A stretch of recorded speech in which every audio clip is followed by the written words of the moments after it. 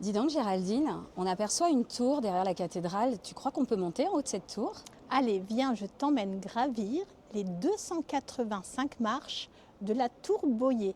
C'est une tour qui a été construite au XIVe siècle, mais elle est restée longtemps inachevée.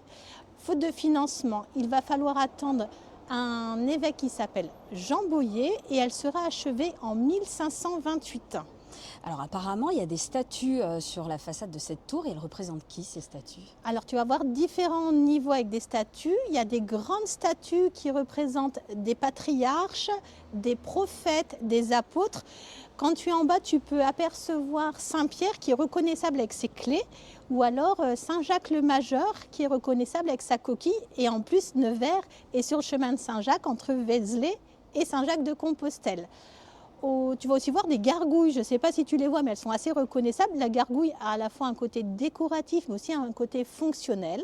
Le quatrième étage, tu ne peux pas les voir, mais il y a des cloches. Les cloches sont très importantes parce qu'elles permettent de sonner les différents temps de vie religieux. Et puis tout en haut, tu as un panorama assez incroyable que tu peux découvrir notamment lors d'une visite guidée. Et cette tour, elle a une fonction particulière?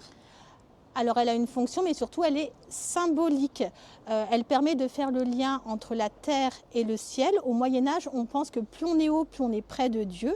Et puis les tours ont toujours un côté symbolique, même aujourd'hui, hein. On voit des grandes tours se construire à qui aura la plus haute tour.